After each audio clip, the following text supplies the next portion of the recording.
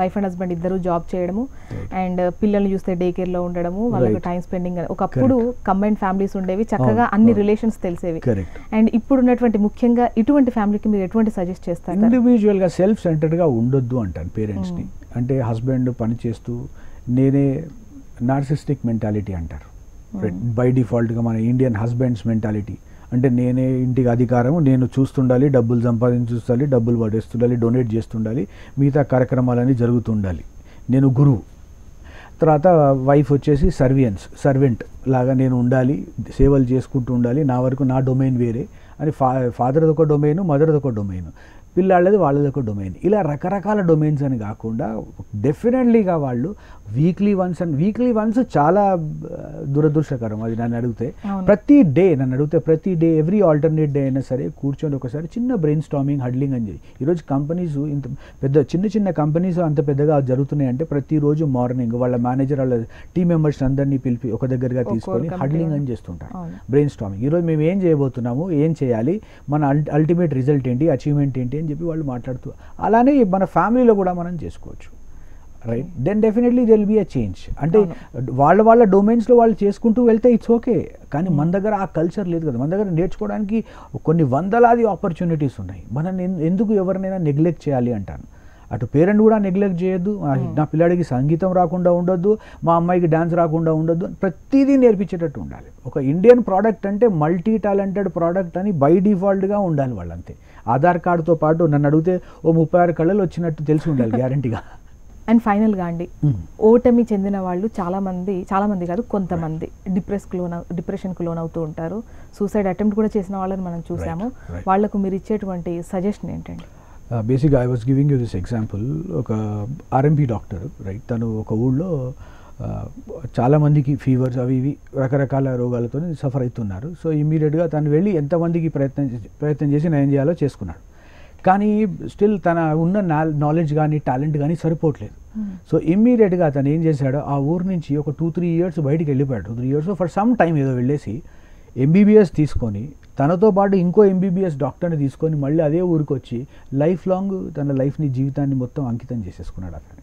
అంటే what I'm saying you, మనము ఒక ఆపర్చునిటీ, విన్నర్స్ అనేది ఒక ఆపర్చునిటీ క్రియేట్ చేసుకోవడంలో ఉంటుంది. విన్నింగ్ స్పిరిట్స్ అనేది ఏదో గెలిచానని కాదు, నేను ఎక్కడ ఓడిపోకూడదు, నేను ఏదో తిరిగి ఇవ్వాల్సిన కర్తవ్యం నాది ఉంది, రైట్? ఏదో ఇవ్వాల్సి ఉంది అనేది ఆలోచనతో ముందుకు పోవాలి. సో తన బలహీనతను తను శక్తిగా మార్చుకోవాలి. ఏదైతే వీక్ పాయింట్స్ ఉంటాయో, మైనస్ పాయింట్స్ ఏవైతే ఉంటాయో ఆ మైనస్ పాయింట్స్ని తను ప్లస్ పాయింట్స్గా తీసుకొని ప్రయత్నం చేయాలి, కన్వర్ట్ చేసుకోవాలి. ఎవరైతే ఈ పోటీ ప్రపంచంలో ఉన్నారో వాళ్ళు ఎంతగా వాళ్ళని వాళ్ళు సమాయత్తం చేసుకున్నప్పటికీ చుట్టుపక్కల ఉన్న వాళ్ళకు ఎటువంటి వాతావరణం ఇచ్చారు అనేది కూడా చాలా ఇంపార్టెంట్ కదా. అండ్ వాళ్లకు ముఖ్యంగా మన వ్యూయర్స్కి మీరు ఇచ్చేటువంటి suggestion? Winners attract winners, losers attract losers.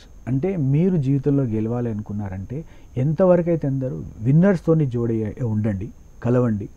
Losers చాలామంది ఉన్నారు, మనం వెతకకుండానే మనల్ని వెతుక్కుంటూ వస్తారు. కానీ మీరు జీవితంలో నిలబడాలి, గెలవాలి, ముందుకు సాగాలి అంటే ముందుకు సాగుతున్న వాళ్ళతో మీరు కూడా జాయిన్ కాండి, రైట్? మీరు కూడా జాయిన్ అయిపోయి వాళ్ళతో ముందుకు వెళ్ళండి. ప్రతి ఒక్కరికి ఆ అవకాశం దొరుకుతుంది. మనమందరము ఒక విన్నర్గానే క్రియేట్ అయ్యాము, right? By default by birth ఒక విన్నర్గానే క్రియేట్ అయ్యాము. సో మనం ఆ విన్నింగ్ స్పిరిట్స్తోనే ముందుకు వెళ్తుండాలి. లూజింగ్ అనే ఆప్షన్ మన దగ్గర ఉండకూడదు. అది డిక్షనరీలోనే ఆ వర్డ్ తీసేయాలి. అంటే బహుశా వచ్చేస్తుంది. అబ్దుల్ కలాం గారు అన్నట్టు ట్రై అనే వర్డ్ డిక్షనరీలో ఉండకూడదని ఈరోజు నేను చెప్తున్నాను. లూజింగ్ అనే వర్డ్ డిక్షనరీలో ఉండకూడదు. సో అలాంటి మనం ఆ విధంగా ముందుకు వెళ్ళిపోతుండాలి. విన్నింగ్ టైంలో ఉన్నటువంటి యాటిట్యూడ్, దానివల్ల కూడా వాళ్ళు సొసైటీలో కొన్ని సందర్భాల్లో మైనస్ మార్క్స్ పడుతూ ఉంటాయి. గెలిచాడు కాబట్టి ఇలా అని. అండ్ ఓడిపోయిన వాళ్లకు సంబంధించి కూడా ప్లస్ పాయింట్స్ పడ్డ సందర్భాలు ఉన్నాయి. అండ్ వాళ్ళ యాటిట్యూడ్ ఎలా ఉండాలి అనేది విన్నర్ ఎప్పుడైనా మైండ్లో ఒకటే గుర్తుపెట్టుకోవాలండి.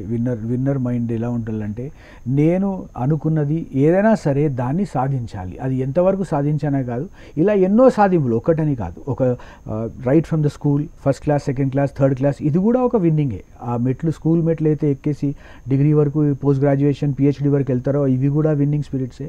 అదేవిధంగా అవి కాకుండా మల్టిపుల్ ఇంటెలిజెన్సెస్లో ఏదైనా ప్రయత్నం చేశారు. ఇటు అకాడమిక్గా కాకుండా స్పోర్ట్స్లో ఉన్నారు, లాంగ్వేజ్లో ఉన్నారు, టెక్నికల్గా ఉన్నారు, అది కూడా విన్నింగ్ స్పిరిట్సే. మనం ఎన్నో రకాలుగా విన్నింగ్ స్పిరిట్స్ మన దగ్గర ఆల్రెడీ ఉన్నాయి. రైట్. దాన్ని నెగ్లెక్ట్ చేయకూడదు. అలా అని చెప్పేసి ఏదో కొన్ని విషయాలలో ఓడిపోయినంత మాత్రాన రైట్ దాన్ని కూడా మనం పరిగణలోకి తీసుకుంటాం. ఫర్ ఎగ్జాంపుల్ నా టైపింగ్ స్పీడ్ వచ్చేసి జనరల్గా at one point of time నేను చాలా హై స్పీడ్ ఉంటుందండి నాది. గవర్నమెంట్ జాబ్స్కి నేను అనర్హుణ్ణి అయిపోయాను, ఎందుకంటే ఓవర్ స్పీడ్ వల్ల మిస్టేక్స్ ఎక్కువ అయిపోయేవి టైపింగ్ స్పీడ్లో. అలాంటిది నేను అదే ఒక కార్పొరేట్ కంపెనీలో ఇంటర్వ్యూకి వెళ్ళినప్పుడు 5 minutes స్పీడ్ 2 minutesలో కొట్టేశాను. అది వాడు వచ్చి అడిగాడు అనమాట, అదేంటి యు ఆర్ సెలెక్టెడ్ బట్ మీరు ఇంత ఫాస్ట్గా ఎలా కొట్టారు అని. అంటే ఒక దగ్గర వీక్ పాయింట్ అయిపోయింది, కానీ ఇంకో సైడ్ ప్లస్ పాయింట్ అయిపోయింది. అంటే వీక్నెస్ అనేది మనకు ఒక ఏరియాలో మనం రాణించలేకపోయినా ఇంకో ఏరియాలో అది డెఫినెట్గా ఒక ప్లస్ పాయింట్ ఉంటుంది. ఆ బ్యాలెన్స్ డెఫినెట్లీగా ఉంటుంది. సో మన టాలెంట్ ఏంటి, మనం దేంట్లో బెస్ట్గా ఉన్నాం అనేది మనం ఐడెంటిఫై చేసుకోవాలి, లేదా ఒక ఎక్స్పర్ట్తో కనుక్కోవాలి, లేదా ఎవరైనా చూపెట్టిన దారిలో వెళ్తుండాలి. మనకు గమ్యానికి మనం విజయానికి ఎప్పుడైనా చాలా దగ్గరగానే ఉంటాం. ఓన్లీ థింగ్ ఈజ్ మన కళ్ళు తెరవాలి, మనం ముందుకు వెళ్ళాలి.